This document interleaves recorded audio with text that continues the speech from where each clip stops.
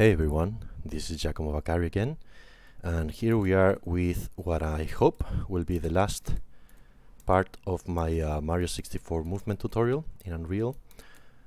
If you guys haven't seen part 1 and 2 on the demo, please do so before you get in here, because it wouldn't make any sense otherwise. And I have changed my microphone, so hopefully the sound will be better this time.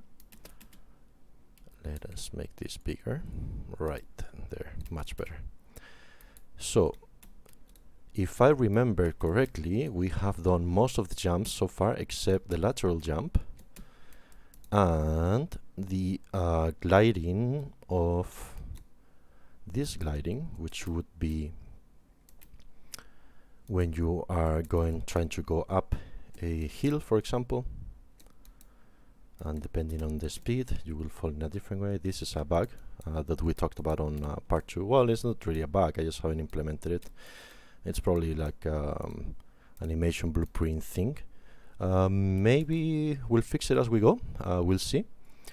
Anyway, I don't want to waste more of your time than needed, because the previous two parts are almost an hour each.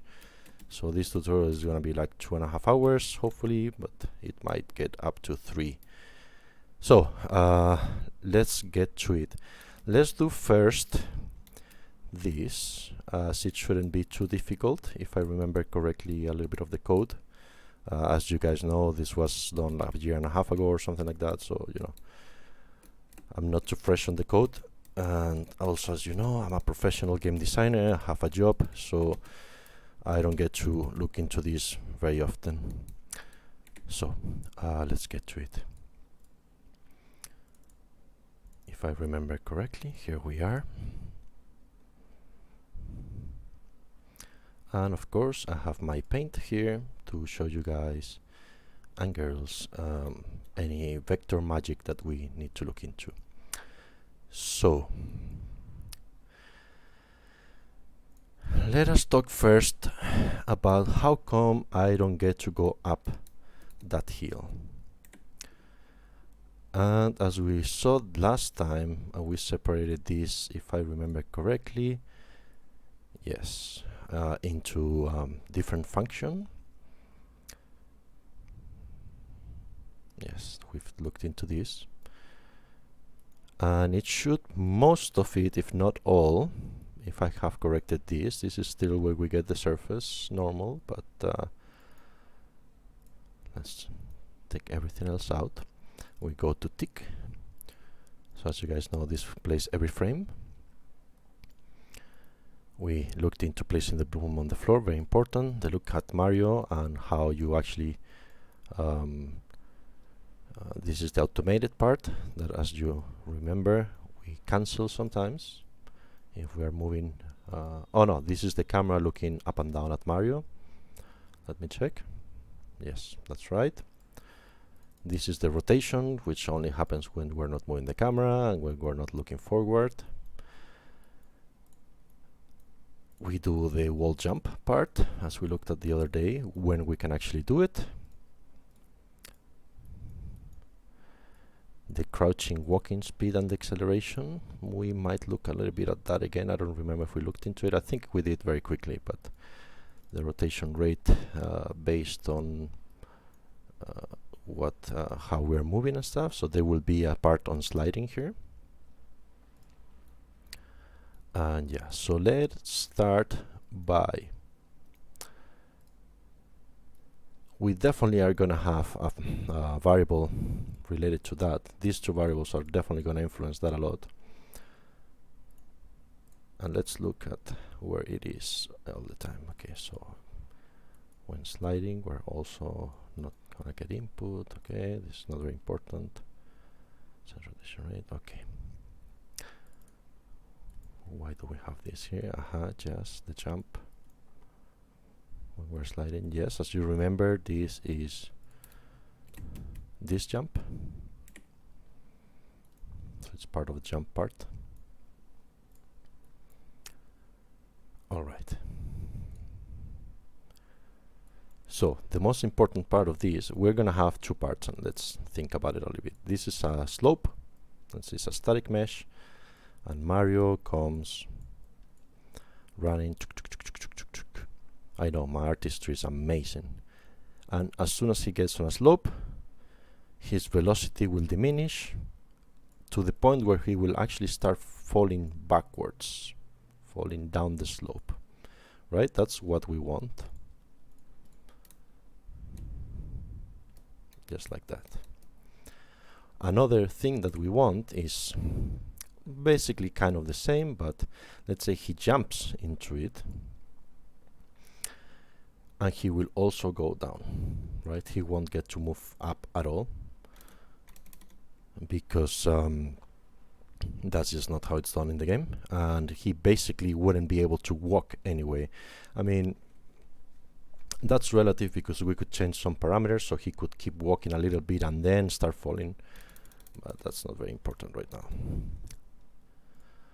So let's look at this. What do we need to know?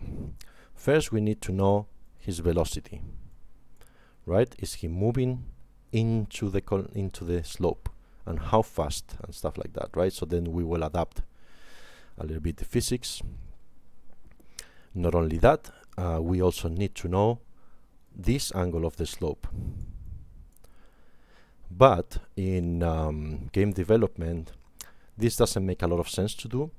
There's a simpler way, which is like, if this is the floor, and a normal vector is the vector that is perpendicular to a surface, right? Just like in 3D graphics, 3D modeling, and so on, right?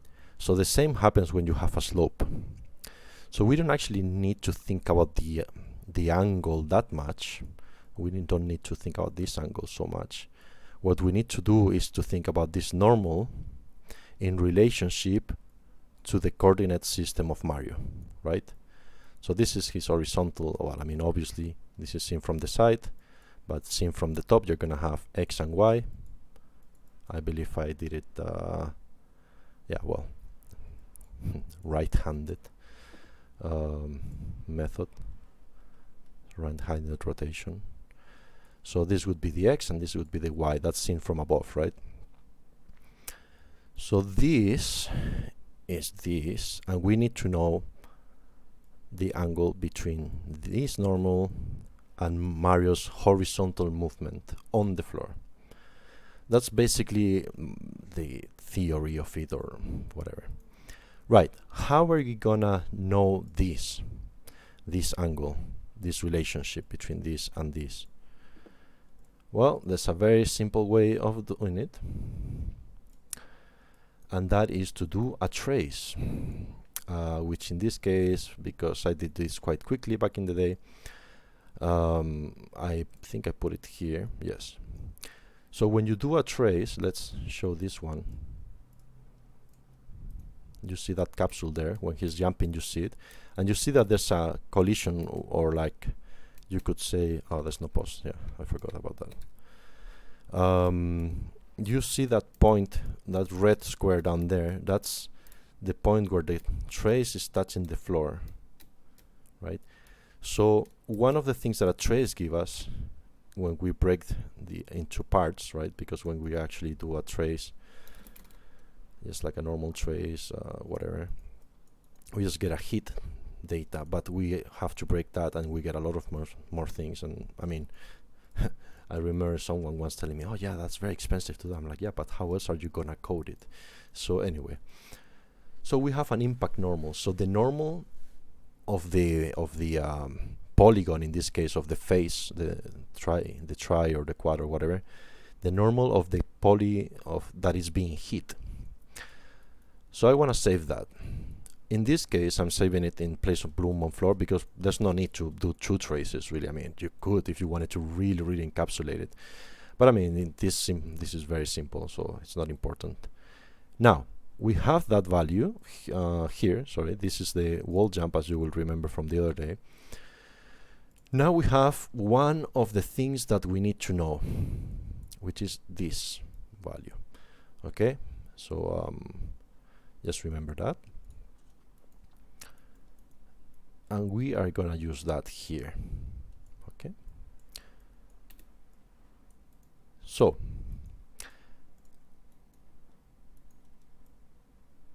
let's see what the code does here, because I think this is mostly it. So like I said before, we need Mario's speed, because he's gonna go up, but then he's gonna start slowing down, and then he's gonna come back. Right? So we need to know his velocity. So character movement, velocity, the length of his velocity.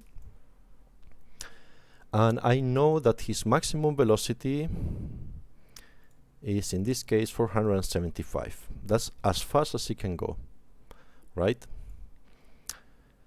In this case, if you guys don't know what a map range is, I mean, in this case it's unclamped, so it's not very important, but you have an input which is 0, and you have an output to that input, and an input B and an output to that input. So it's basically like transforming one value into another value based on initial and last points desired, right?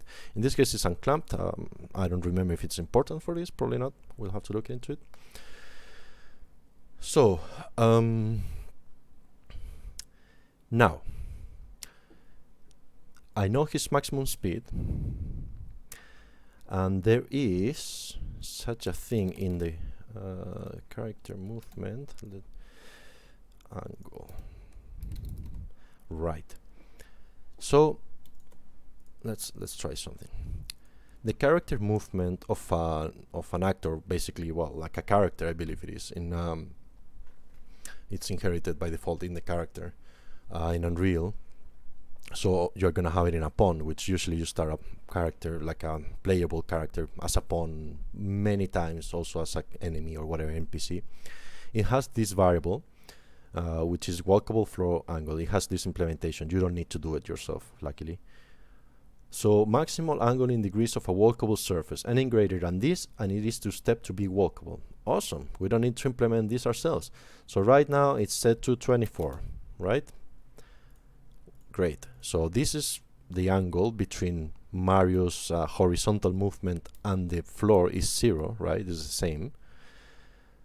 Let's say here he's got 2 little slopes. So those are minor than 24 degrees. Seems to be a little bit like 12 to 15. It's more like 12, 10 even, perhaps 10 degrees. So he can definitely go up it, right? However, this one is more than 24, I believe. Yes. So he can literally not go up. The character movement component of Unreal won't go up it. If we jump into it, he will fall immediately, because he cannot move doing that. So it's the equivalent of like he just slides, really, you know. It's like, so we don't actually have to implement that in Unreal, which makes our work really, really easy. It's the same as if he was falling, basically, right? Like there's gravity, and I have the feeling, we cannot really test it, but I have the feeling that if we took gravity out, he wouldn't fall. He would just stay there. Let's set it to like 5 and see if we can actually go up those there. Probably not. Nope. He's like, hey, this is too high for me. I cannot go up it. We can still jump over it, but we can not go up it, and he slides. So if we get there jumping, we probably will slide back down. Yep. So that's awesome, because we don't have to actually implement the falling down part that we talked about here. So we only have to slow him down, but not drop him. Now, here's the thing. We can really do it a different way. Let me read the code, but I'm pretty sure we're doing it in a very different way. So let's return this to like, by the way, if we did like 40, just for testing, he could go up this. And he could just walk as if normal walking, right? Which would be fine. Now, for some other purposes. Now, I'm not gonna change it here now. You could say 0. It doesn't matter to us, because we are changing this in real time. See? So he shouldn't be go up these ones, but it doesn't matter, because we're overriding this value every tick. Now, how are we doing that? The way I'm doing it, I'm looking at it, is like I want you, the faster you go, the more up you can go, and the slower you go, the less allowed you are to go up. So like if you're going at 0, you're straight up, not going up. If you're going a little bit faster, you can go up faster a little bit. And if you're going really fast, you can go up a little bit more. Let's exaggerate this a little bit so you can see it. By increasing the maximum speed, for example. Let's say 9,000. Well, I mean, this is going to be fun. Oh no, because his acceleration is not that fast anyway. But eventually he will get really fast, right? I think his acceleration is like 400 or something. So he could go up quite a bit, right? Let's reset that to 450. So now, the one thing. So I'm doing two things here. I'm changing, well, let's look first at this part. And let's say the walkable angle is 45 again, right? So he can go up it now for pretty long. Yep, he goes up it. But as you notice, he goes much lower than when he's down here. Why? Because I coded it that way. I want him to slow down as he goes up. How am I doing that? Okay, so this is very hard coded. Please don't do this. Please make this a variable so your game designers can change it easily from an Excel sheet or whatever and whatever. Anyway, let's see what the normal of our surface is.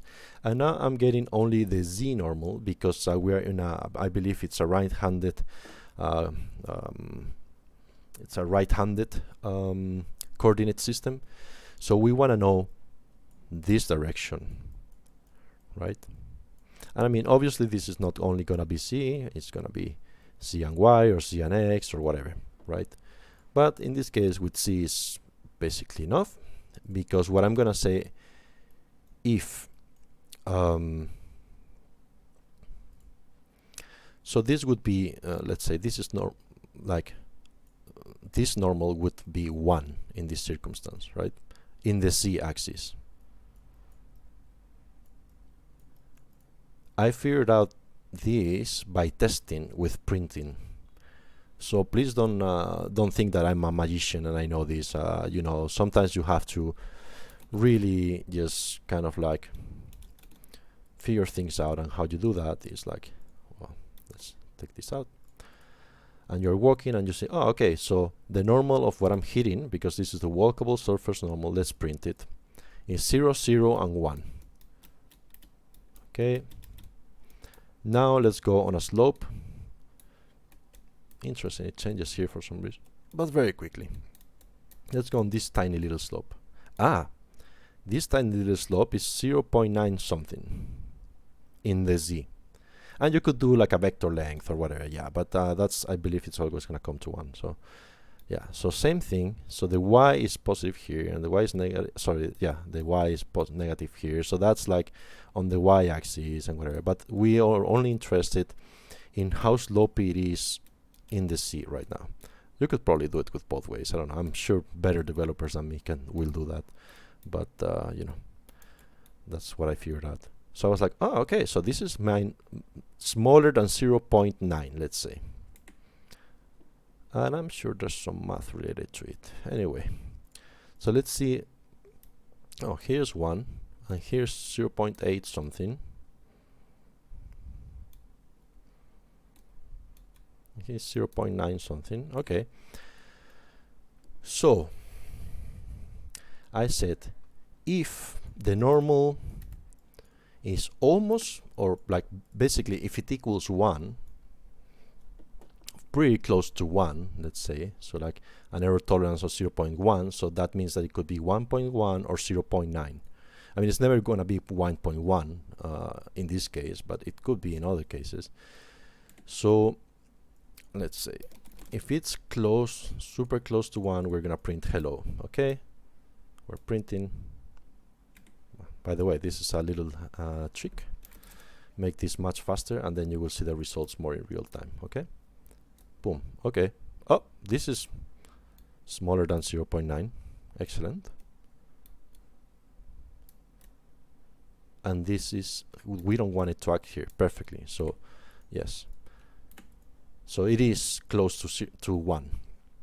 So when it is not close to 1, if it's lower for whatever reason, I want to reduce the character movement by 0.96, so like 96% of the previous velocity each tick, which means it will be reduced really fast. Let's look at it. Really fast. Let's put it for 2 frames. So it's not printing because we're on 1. See how the velocity is going down? Because we're there. So my velocity is quite slow, and eventually it should get to 0. This is not doing right now, but so let's look at it. First frame, what is my velocity? 96%. Boom. Next frame, this velocity that was already 96% of the previous of the total velocity gets down to 96% again and again and again and again. So the equivalent is like this. This is what's happening inside the engine. Okay, this is your speed if you started with 1, right? So very quickly, I mean, I pressed that thing like 30 times, and that's like less than like half a second. So now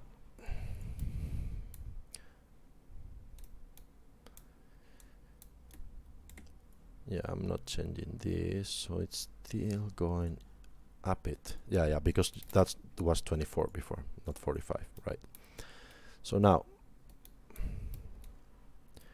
he cannot go up it at all because his speed is being reduced so quickly, I believe. Let me make sure of that.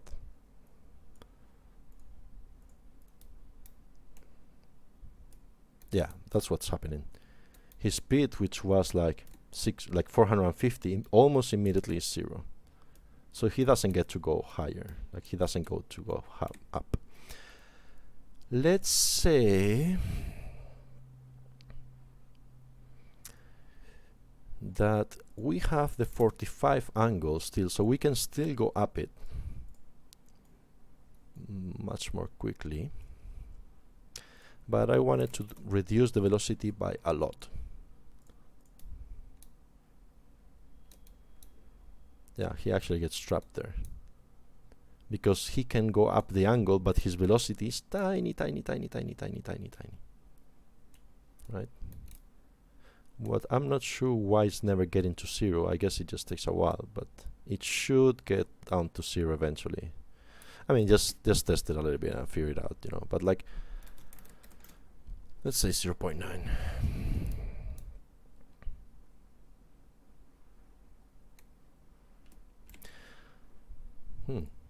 Interesting. Let's see. I think there's a small mistake here.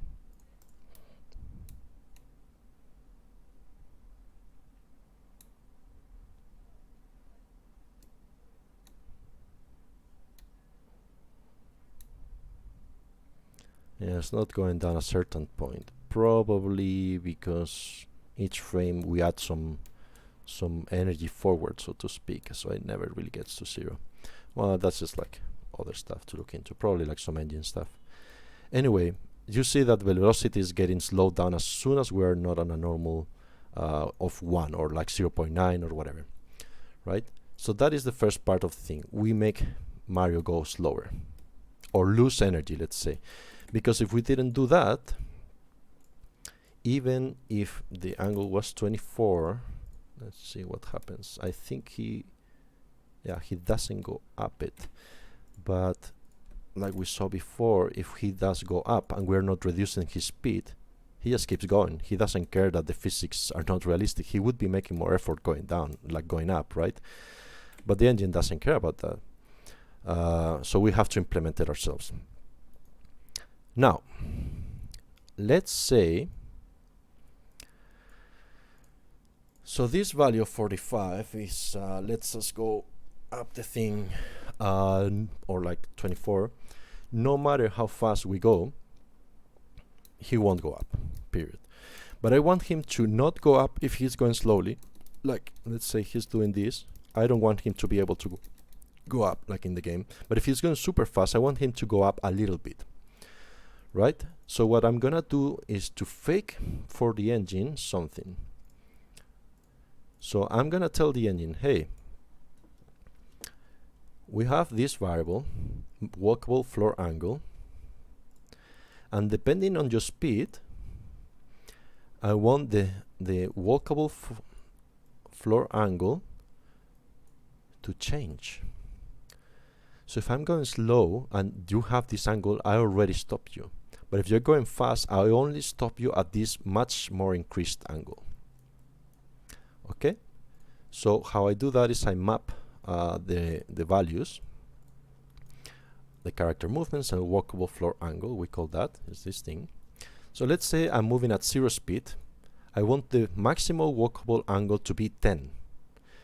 Because if I did less, well, yeah, that's just a random number, but you could go into the situation where you cannot go up, things like this, because they're going too slow, which actually happens. Look at that. So we actually want this to be 0 and 0. If we're at 0 speed, we want to be able to go up any angle. So that was a little bug that I had there, apparently. Huh. Okay, so something else is happening. I have to look a little bit more. What's going on? It's really difficult to control the speed here because I'm using my keyboard. When I made this thing, I used a gamepad, so that would be a lot easier.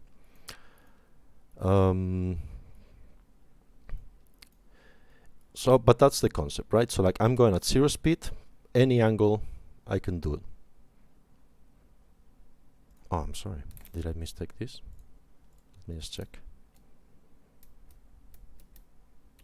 Yeah, that's why. That's why 10 was in there before, because if I set to 0, that you don't go up anything, right? So let's say it's 15. So if we are going very slow, 0 or so, we can still go up angles of 15. Like I said, it's really difficult to do here because I don't have a gamepad. But that's the concept.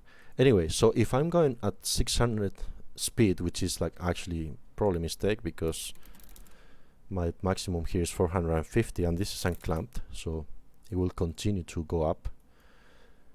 I want the maximum, the walkable floor angle to be 45. So that's what we're doing here. So if I'm going faster, he can go up even this angle, right? So if we do this, he will go up continuously if he's going fast. If he's going slow, like this, he cannot go up. And as soon as I release, he loses a little, he has speed 0 and he falls down, right? Now, here is where the combination of these methods become important. Because even if he can go up a 45-degree angle because he's fast enough, so he's going at maximum speed, if I reduce his speed on every frame, this angle will become lower every frame, right? So he can go up 15 now, he can go up 45. Oh, he cannot keep going because this number goes down because I changed his velocity. So let's say I lower his velocity a lot slower. He can go up a lot more. Whoops, I cannot go out of this. I'll show you later why. It's barely noticeable. Let's do it a little bit less. intense. So now he can go up quite a bit. Okay, well, that's probably why it was like this before. It's probably like testing a little bit. So now he can go up a little bit, but not that much. So he would have to jump, just in like the game. It's like in the game. So 0.96 maybe can be a good value. Let him go a little bit higher than that. Yeah. Oh, okay. I almost went up. Oh, no, I go down. And you could make this into a curve, and that would be awesome. Like, I never did it, but you could make it much more responsive. So like, let's say the velocity, so velocity and time. Let's say initially he can still go up pretty quickly, but as time passes, well, sorry, actually would be like this. As time passes, we release it lower and lower and lower. So after a certain time, he will definitely go down and stuff like that. You could do that, but yeah, it's not something I did at the time. Okay, so now hopefully you understand a little bit the process. These two parts need to be together, because this is literally every tick coming back and calculating, saying, hey, my velocity is now lower the walkable floor angle, and so on, right? Now, let's, yeah, and he just slides as he would in a real thing. It's not super smooth, I guess, but I think that's mostly the particle effect. Now, when Mario in Mario 64 does that, he is not able to rotate. Like, you basically have no control over Mario when he's going down, or very, very little. And that I implemented here by doing this. So input modifiers, let me check. Input axis modifiers. When I'm saying move forward or move right with the inputs, the axis value I modify it before I send it to the movement input by several things. So if he's sliding, it's 0.1. Let's say it's actually 1. I mean, this is clamped, so I could still move him when he's doing that, probably. A little bit. Did you see that? I mean, there's other physics going on at the same time, but so this is not really important, not really, but it's nice to have it just in case. And the other thing is that I believe he's technically not walking. Well, let's get first here. So rotation rate when he's walking and he's sliding. So he is walking when he's sliding. Okay, interesting. And he's sliding. By the way, I set the sliding part, right? So I have to teach you that. And when he's sliding, I say that he cannot rotate. So that way you cannot just like jump and turn around and jump again or something. Let's say you can rotate half a circle per second. Well, I was smart, and apparently I cancelled that somewhere else as well. Probably on the input modifier, right? So like, let's say he can rotate a full circle and the input modifier is 1, so we respect that. Maybe we can rotate now a little bit. Yeah, did you see that? He rotates a tiny little bit, but it's really difficult to see. It's barely anything. Anyway, just in case I put it there. By the way, when he's crouching, he rotates much slower. I don't know if I showed you that the other day. Right? When he's walking, he rotates like this, but when he's crouching, he rotates a lot slower. Right? So that's set up here as well. And when he's walking, but he's not sliding and he's not crouching, which I guess it's when he's walking normally. Yeah. His rotation and his velocity is, did I show you this? I don't know. And his velocity is 0, his rotation speed is infinite. Why? So he can do this. I think I told you about this. And when he's already moving, his rotation speed is not infinite. So he can actually rotate more naturally. They do this in the game. It's quite interesting. It's a really good idea. Nowadays it wouldn't fly because you would want an animation of the character turning around and like all realistic and stuff, but it's actually really smart because it's more reactive. If you are moving, you want the inertia, but if you're in a really tight spot like this and you just want to like rotate and jump, then you can do it. Anyway, so that's how we don't rotate going down, even though it doesn't seem to do that much. I think I just put it there for security. And I want to make sure about this, because I think this is not being the case. Yeah, that's true, right. That's also why he doesn't rotate. If I were to touch this, get this off, and do this, he would rotate probably. Unless I break something else. Yeah, he rotates towards wherever he's moving. So he turns around towards where his speed is going. So that's interesting.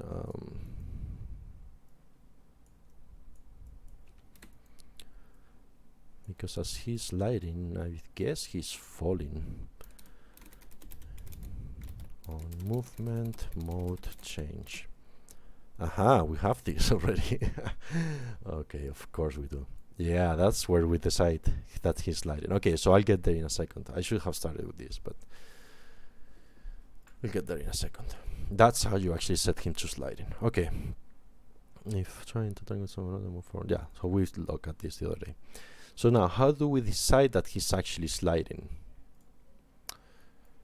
Well, quite simple. You have this event that is on movement mode change, and character movements have modes. So like, let's say it has like swimming. Well, like let's say you can actually go. Yeah, so like default land movement mode, walking, right? Default water movement mode, swimming. You could say falling, for example, or whatever. So you kind of like have presets. You also have jumping, falling here, right? Which is a velocity that we affect with air control and stuff like that. And let me make sure that I'm not recording the desktop audio. Yeah, someone is writing me.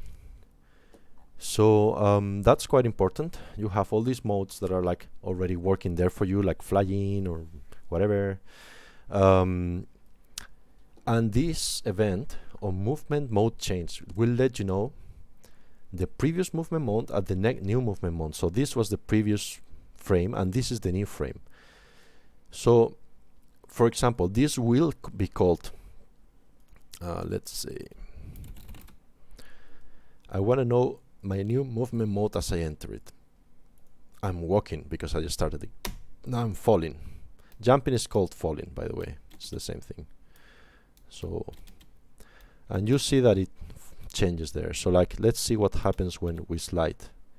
It's not really clear if it's falling or walking. He can't decide, which is very funny. We could very easily change the code so that doesn't happen, but I didn't do it at the time. So yeah. So let's say, obviously, when we jump, we've gone from walking to falling. And the same happens when we are falling down the slope, right? Seems to be that each frame or something like that, it goes from this to this, to this, to this, to this, to this, to this, to this. And that's just an engine thing. So, if my previous movement mode was walking, and the new one is falling, and that is not true, so let's say our new movement mode is walking, we are not sliding, right? However, if our previous movement was walking and our new movement is falling, we are sliding. But not just yet, not just yet. Let's first make sure that there is a normal, the normal underneath us. Let me look at this. Line trace by channel visibility. This is not super correct. You shouldn't do this because you might be on top of an enemy. I don't have enemies here. Enemies are visible. So you should do by object, and specifically tell it that it's not like a pawn or something. It's like wall static or whatever, and wall static and wall dynamic or something like that, and then or make like your own collision channels and stuff. Anyway, I look down the actor. Right, so yes, so obviously if the previous movement mode is walking and the new one is falling, it could be that we're jumping or it could be that we're sliding. We don't know. So what I want to make sure of is that if there's nothing underneath me, and let's see how big this test is. It's hard to tell here. It's very hard, especially because we have I believe it's this one. It's very hard to see. Yeah, you cannot see. It's the same thing that happened the other day. It's like we cannot see traces here. Anyway, where is this? Yes, here. Plus, it only happens for one frame. We are not on tick anymore. This is an event, so it happens once a frame. There it is. So it's pretty small.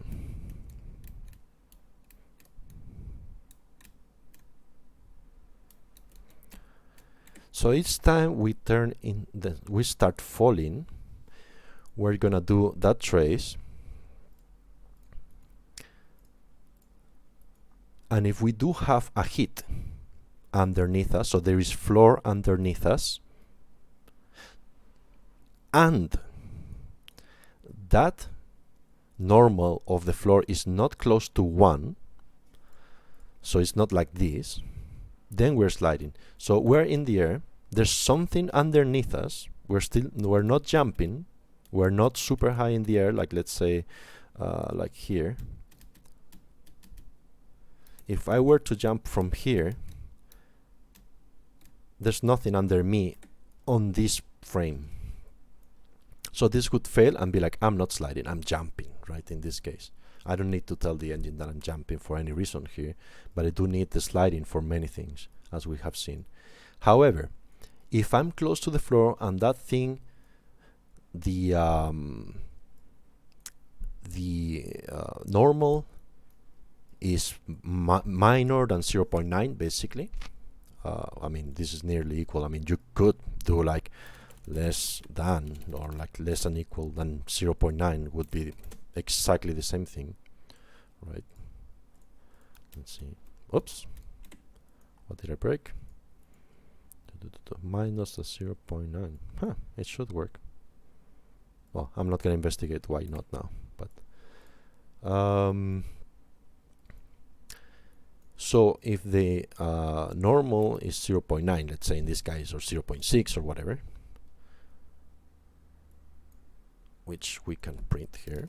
Let's see what it actually is, because now I'm curious. I hate not knowing what something didn't work. So that's 1, 0.86.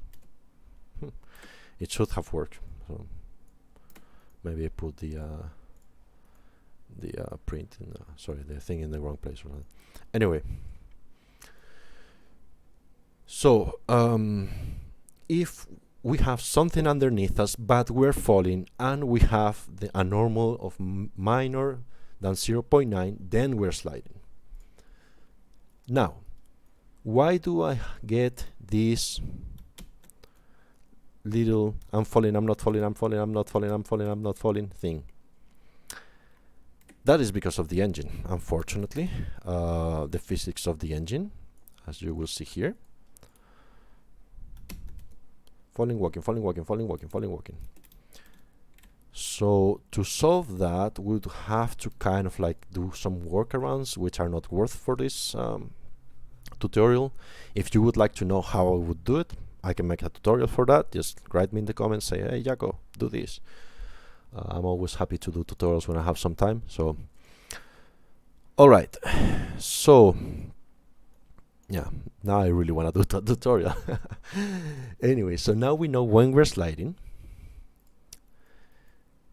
We set the rotation, rate of our character depending on if we're sliding. We know that when we jump and we are sliding, Yeah, let's do that in a second. Okay, so yeah, so this is the thing about rotating the other day, like the first tutorial. Release movement, let's see.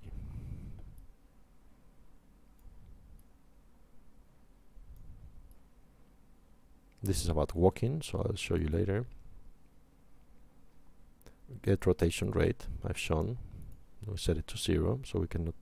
And the input modifiers. So we are missing some parts of the jump. This, we have this. We're missing this part. What happens if we jump while we're sliding? And release movement. 1 second there. So, what happens if we press jump as we're sliding? Funny. That's almost nothing. Basically nothing. So if we're jumping, we press the button of jump and we're walking. That's why it doesn't work. Because we would have to be exactly in a frame where we consider that we're walking and not falling. How do we solve this?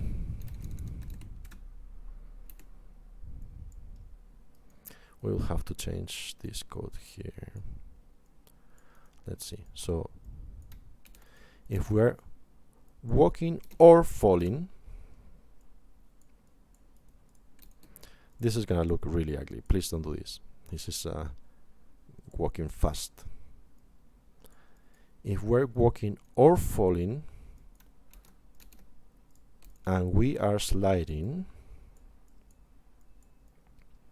we are gonna do this.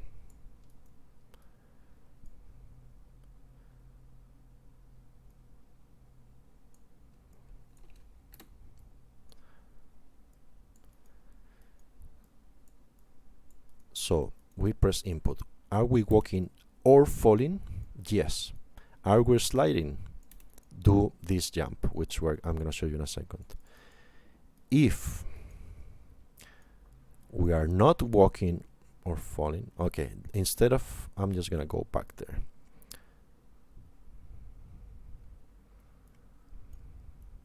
If we're not sliding, we go back here. Okay. Ideally, you would do the Boolean math to do this more beautifully, but I don't want to waste your time too much. This should work. Let's try. Okay, we can jump normally, we can slide and jump. Oh, right. That's why it was like it was. So let's turn back.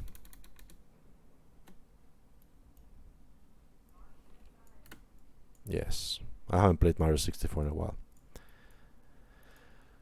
So here's the thing, and we're gonna fix it. If we're walking and sliding is not this case. If we're walking and sliding is this case, and then, and I think I showed it the other day, we do the G jump, right, or whatever it's called. You press like the button on the back. That's what it was doing, and I think I showed it. I'm pretty sure I showed it the other way. Now, here's a problem. We shouldn't be able to input jump if we are doing this, which, as you see, it does sometimes. So we're gonna fix that immediately, like super quick. We're just gonna get this, and we're gonna do the same thing that we did before. Nearly equal 1, and let's say 0.1, which is pretty extreme. So if we're sliding and the normal is almost 1, which means that we're walking on a normal floor, then we can do this jump. Let's say 0.5. So now we can still do this jump, but we cannot go here, jump, and press jump. Fixed. Awesome. Simple, easy peasy. I just didn't know what the case was, so that's why you should know what the cases are. I haven't touched this in a year and a half, so you know, that's why. Anyway, clean that up a little bit. So we get it here. We said when we decide that we're sliding, yes, right. You could do this if you, whoops, if you like, you could do this, and then it will be easier for you to read later. Remember to make readable code. Let's search again. We have one less. Tick. Yes. This is this part that I showed you guys the other day. If we're sliding, we don't want to do it. I mean, not that we could slide there, but we're missing this. Set rotation and input modifiers. Awesome. Right. So let's see what this does. Release movement.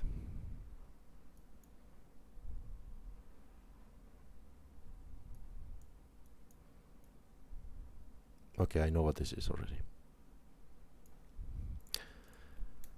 This is this turn.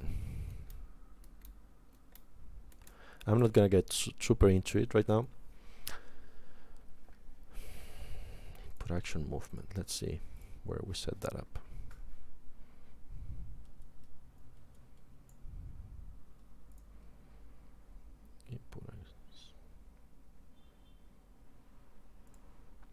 So any of the buttons that do either move forward or move right count as a movement input in this code. I guess you could do it in a different way, which would be with right or move right and move forward, and you sum them up. Well, you'd have to do absolute first for both of them, so no negative numbers, and you sum them up, and this was greater than 0, and then you could do it by tick. But anything that you cannot do by tick is better not to do by tick. Anyway, so if I'm walking and I'm not pressing any buttons, I open this gate. That in the case that my ooh, this is interesting. My velocity and my desired direction dot product. That's too complicated for right now. I say that I'm sliding.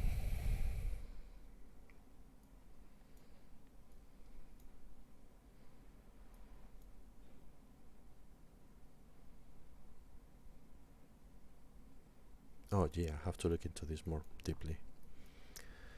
Sliding turn. What is this? Right.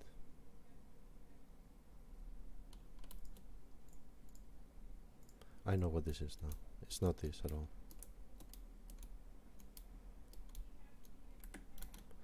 Okay, now I know what it is. It's this. Okay, so yes, that's one of the things that I wasn't showing you the other day.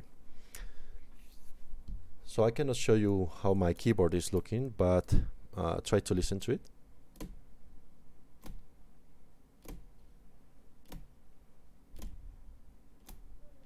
So if I change directions very quickly, so I'm going all the way right, I stop and I turn completely left, I will slide and turn. This is pretending to have an animation from Mario that I don't have here, where he turns around his body and jumps a little bit off. And then there could be a jump from here, which I thought I had. Apparently I broke it. Well, we'll get into that. Ah, there it is. It's just a timing. Okay. So you should really do that with an animation instead of faking it with physics like I did here. But anyway, let's see what happens. I press any movement, but this is closed, so nothing. I released any input key, right? Input key.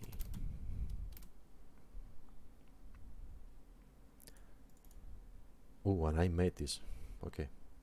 Yes, so how do I know if I have no key inputs down? Usually you call the player controller and you ask for a key in particular. So in this case, if none of the movement keys are down and all of them are not down, then I have no input, right? Here, this one. And I have it in only one place. Wonderful. Okay, so none of the input keys are down, but I am walking. I'm not jumping or whatever. Any of those buttons have just been released. So I do like, I release and I press A. So I press D, I release it, and really quickly I press A. Okay.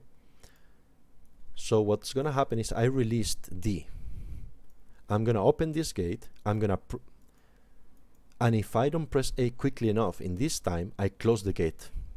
That's what, and it's retriggerable, of course. So if I press this many times very quickly, it keeps going, right? However, if I press D, I release it, boom, there's no other input key down, I'm walking, and before this closes the gate, I press A, for example. I say, okay, and that's, yeah, so the dot product. So let's see. So I press D, I go this direction, I release, nothing, and I press A. My velocity, because I don't stop accelerating immediately, there's some deceleration time, is still going that way. However, my input, my desired vector of movement is going to be that way. That dot product, if I remember correctly, is 1, I believe. Let me check. Oh, it's -1. Okay, whatever. Yeah, because they're opposite. Right, exactly. So it's -1. If it were the same one, it would be 1. So my desired direction that I showed the other day, this is the most important function ever. Like, I need it for everything. I showed it on the first tutorial. So if my desired direction and the velocity, and these need to be normalized because they're directions, otherwise this would be huge and it would never fit. If it's nearly the opposite, and I'm pretty tolerant here, and my velocity is bigger than 200, and that's to make sure that this happens, and I cannot do it here, so like that, then I said that I'm sliding. Let's for now only do that, right? I never got out of the state, of course. I mean, not with this at least. So I save the rotation before the slide because I'm gonna interpolate, and when you wanna interpolate, you wanna know where you started, so your start and your end positions. And let's say start and end, and let's say we're looking up, okay? We're looking from above of Mario. Let's say he's going that direction now, and he's going that we want him to go that direction at the end. We have to interpolate, but to interpolate we need to remember this one. So I save it, and then if you don't know how timeline works, check it out, I mean, or ask me for a tutorial. But basically this is like a movie that is gonna go like with whatever value, and it can be a vector, so you can make colors, changing colors, floats, events as well. Actually, you can add colors as well. I just use the vector because I'm lazy, but I don't usually use alpha for that. But you could. Sometimes it's useful to have four floats inside a vector instead of 3. Okay, so this will be called every tick, and it will do like this every tick. It's time based here, but I mean 0.06 is usually 2 ticks and stuff like that, 2 frames, right? Anyway, so every frame I'm gonna say, hey, are you walking? Because we could do this. So I wanna know that you're still walking. So if you are on the floor, basically sliding, walking, sliding in this case, because remember that if we're on a normal of 1, we are walking, I want to change the actor rotation from the rotation before the slide. I did this wrong. This should be the opposite way around. It should be the start to the end, okay? A is the start and B is to the end. Oh no, sorry. Wait, what? Yeah, okay. Huh. Character rotation. Let me check for a second what's going on here. Oh, it's because it's an is and it does some weird shit. Okay, well. We're gonna set the actor rotation. We're gonna interpolate between those 2 points. And in this case I do it like this because it's an is, but you could and probably should do an R interp, which would be a lot easier. But then you wouldn't control when you're finished, right? Well, you could, but you would have to like compare stuff. So this is easier.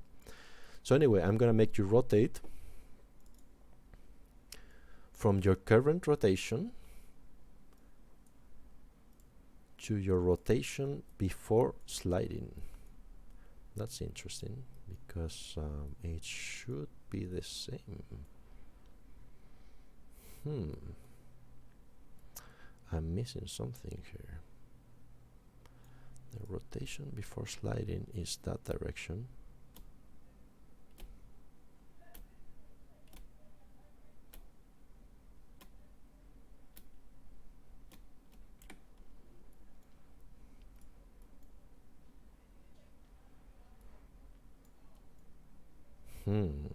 This is interesting. I might have just done it incorrectly, mathematically speaking, and it still worked. But oh yes, okay.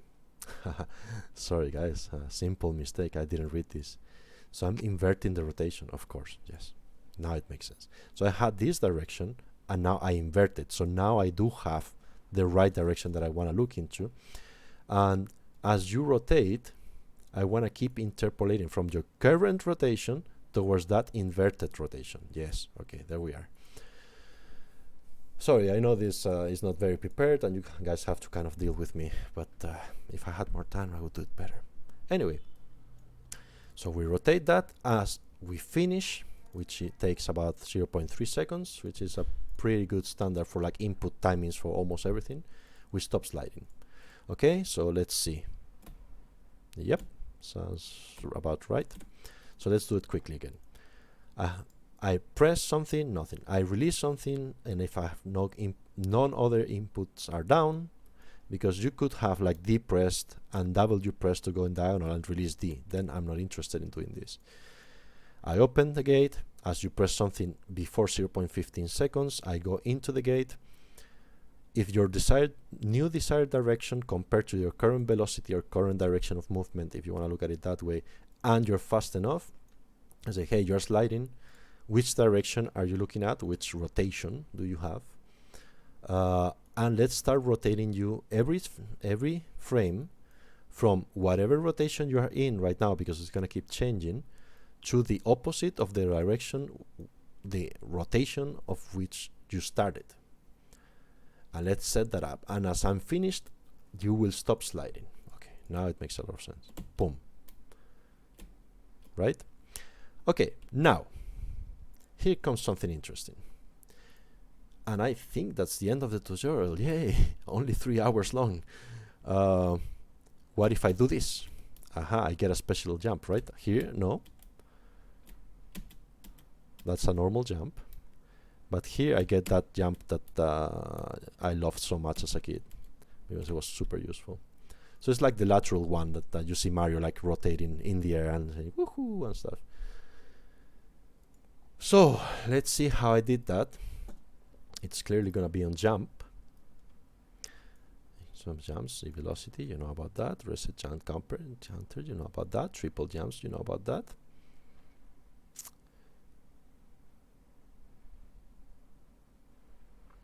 So we know that we are sliding because it says so here. I said sliding.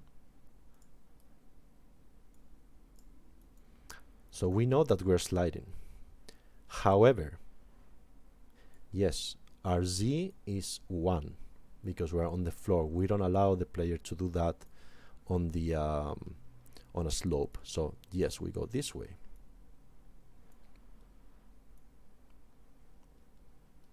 We are gonna jump like we're gonna launch you. And now I'm confused because I remember I taught you guys how to jump.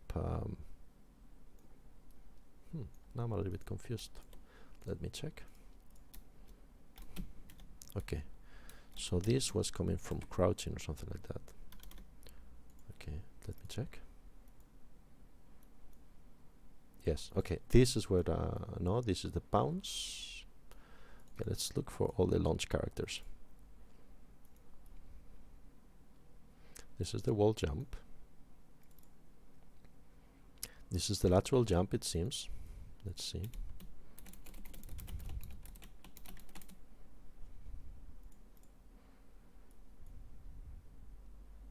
This is the backwards jump. Okay, because we're crouching. Yes, that's right.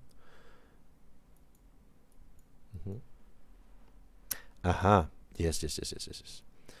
So this is the. Okay, let's see. I know I showed you guys this the other day. So our speed is not 0, so this is a long jump. And this is what I showed you the other day. And this is the back jump. Okay, cool. Now I understand what's going on. So,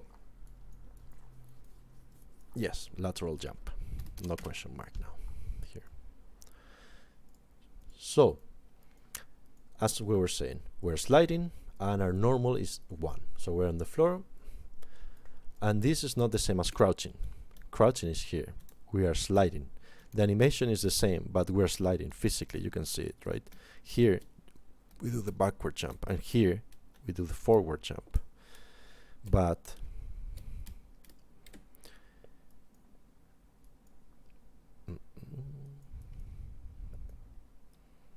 yes, sliding. Yeah, because I set the crouch as well. Yeah, this is a bit confusing. Maybe this should be thought out a little bit better. But anyway. So, what is your desired direction? Because as you do this,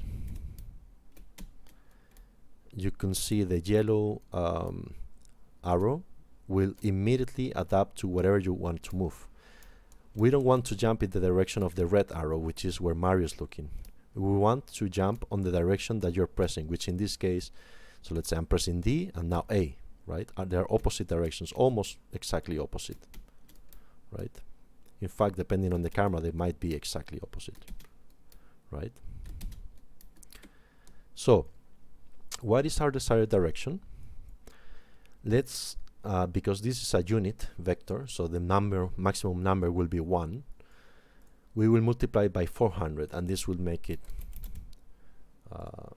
like the distance that we jump, right? See? So that's just trial and error until you get it right. And the vertical velocity will be 1400. I just tested it and seemed right. You know, it's like by eye, you know, like kind of like trying a few times. X, Y over right, and Z over right. I don't want any of this velocity that you had before to be influencing anything. And I will rotate the actor in the exact opposite direction. Sorry. Let's see what this is. Direction control. Direction control. Oh, yes. It's this arrow. So I believe that's the yellow arrow. Yes. So, whatever direction the arrow is looking at, I want to get its world rotation. I guess you could do it with the desired direction and turn it into a rotator, but don't tell anyone. So the direction control will be rotated that way, see, to the opposite way. I want to get its world rotation, and I don't care about the roll or the pitch. You know, I don't care about this. That's actually never going to change. The roll doesn't matter at all.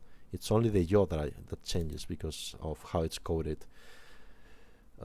here, right? Only the Z is actually changed. So I will get that direction that he's looking at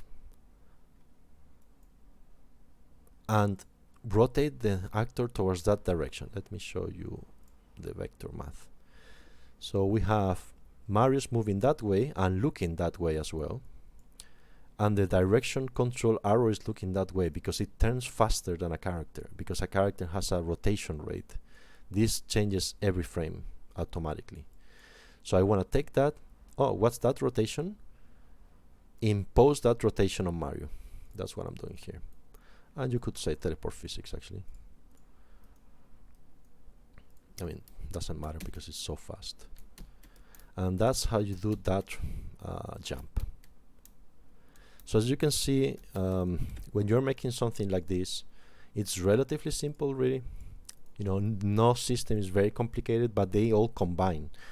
So things that we're getting, you know, like in, for example, here, affects a lot of things. So like the sliding, and it affects the jump. Jumping is really the most complex part of the code, and it's not so bad. I mean, it's like I just didn't do it super cleanly. Instead of doing like all these things, you might wanna do it with an enum, perhaps, if you know what that is. You know, it's quite useful. And things like that, you know, like some things could be encapsulated a little bit better. I believe now, looking at it, that this shouldn't be here. Not really. What I should have done is save this variable, have this outside this function, and use that variable here. So I get all the variables that I need somewhere else in a different function to call something like get floor variables, you know, or get floor data or something like that, and then use that there. So it would make more sense, you know, like if you're reading here, it's like get floor data. Oh, that makes a lot of sense. Like I'm probably getting the normal there, right? Boom, and you hit it and you are getting normal there. It doesn't make sense to get the normal on place boom on floor, right? So I was doing it kind of quickly, but so I did it like that. And a lot of things, I just don't have the animations, obviously, for copyright reasons and stuff. I'm sure someone could rip them out of the game, but I'm sure some people have done that. But I'm not gonna do it. So some things I fake, like with timelines or with physics. Like you'll probably remember, like the back jump is fake with physics. This is this is horrible. This is really not how it should be done. It could even be done with a curve or whatever. But you know, it's just like quickly to get it working. So you know, just kind of like remember to encapsulate things and like you know, use variables in a smart way. I mean, I would say this in terms of code is like a 7 out of 10 for this project. You know, it's like it's pretty clean and I can just follow it. I didn't have to study it to show you guys what's going on. Sometimes I'm like, oh yeah, well, you know, I don't remember what this is. Give me a second to think. But it's not so bad, you know, like if you're able to read it and explain it while recording a video, it's clean enough, you know. So just kind of like strive to do that. If you can do it better, that's even better, of course, you know. But this is pretty clean. But yeah, like I was saying, as you can see, it's several systems working together to like kind of like get more than the sum of the parts, really. You know, that's how you should think about it, I believe. You know, keep simple, very simple systems that all work together to create something really cool. And I mean, Mario 64 is it's amazing. You know, it's like how they thought about this is incredible. You know, the amount of talent to think of it and code it. And I'm sure that many of these things are happy little accidents, you know, but it doesn't matter because at the end of the day, it's about people enjoying the game and not about your ego as a game designer. Who cares if it's an accident? And who cares if it's you thought it out and you're like a genius, you know? Who cares about that? Not me, that's for sure. I care if my players like it and you know, someone eventually one day will come and be like, hey man, I loved your games, you know, they made my childhood special. Could you imagine hearing that? I mean, our times are different, but in 90 something, like 96, 95, I'm sure that happened a lot. Anyway, I think that's all. If I'm missing something, guys, please let me know on the comments down below. Don't forget to rate, like and subscribe, comment, like and subscribe. No, I don't actually care about that stuff, but yeah, I hope you enjoyed it, that you learned something. I know it's very verbose, but my objective is more that you learn how to think as a game designer, how to implement things in Unreal, and actually show you how it's done. Because there's 25 different ways of doing it, or a million ways of doing it. It's more about like, hey, what do I want to happen? How is the 3D working? How is the code relating to the 3D? And how is this part relating to that part? And at the end of the day, I'm gameplay centric, so it's all about the gameplay. Anyway, yes, hope you learned something. Let me know if there's something you would like to have explained a little bit more clearly. Apologies for the verboseness of these 3 hours of tutorializing, but hey, you guys asked for it. So, alright guys, until next time, Giacomo signing out.